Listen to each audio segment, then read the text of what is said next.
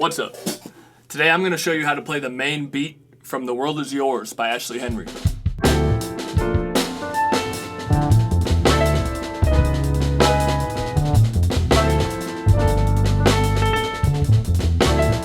Let's jump right in. So the first thing we're going to do is we're going to work on the hi-hat pattern. This pattern is used when we switch over to the ride cymbal later on in the song, and it's pretty much played throughout the entirety until we switch back to the original hip-hop beat played in the Nas version. Make sure you have your metronome. We're going to start out a pretty slow tempo, about 80 BPM, and just work it up from there, and it'll be no problem. Here we go. 2, 3, 4.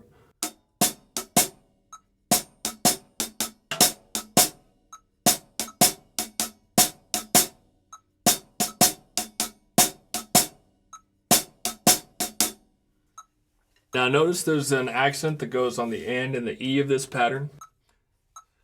1 E and a 2 E and a 3 E and a 4 E and a 1 E and a 2 E and a 3 E and a 4 E and a. Now I'm just playing that with the shaft versus the tip. Next, we're going to look at the snare pattern. I find it's easier if after you learn the ride pattern, you play along in the air with the snare pattern until you learn how to do it independently. And it just goes in between the notes of the ride pattern and alternates between ghost notes and accents. So again, gonna play it at 80 BPM.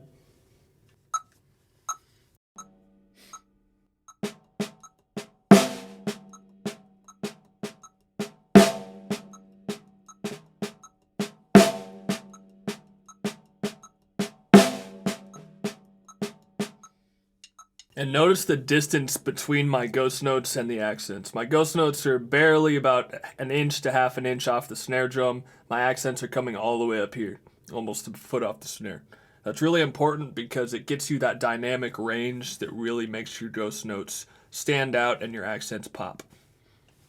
Now the kick drum is super easy. It's just a hit on the one and a hit on the and in the first measure and repeats every 4 bars. Hey, feature Colin here. What I said there was actually a mistake. What really happens is the kick happens on the 1 and the and of the first count of every measure. So 1 E and a 2 E and a 3 E and a 4 E and a 1 E and a 2 E and a 3 E and a 4 E and a 1 E and a 2 E and a 3 E and a 4 E and a. Now you put those three together and it sounds like this. We're still at 80 BPM.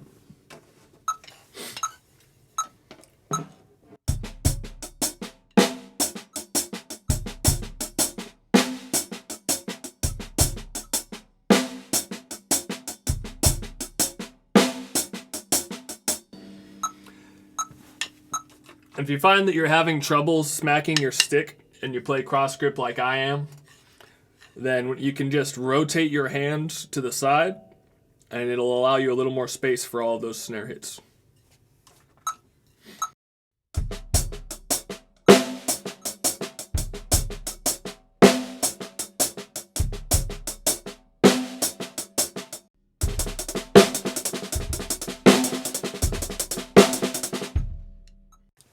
And to play the ride pattern, all you need to do is take the hi-hat pattern and alternate the hits between the bell and the rest of the cymbal on the and the E, just like the kick pattern, and you do it every time.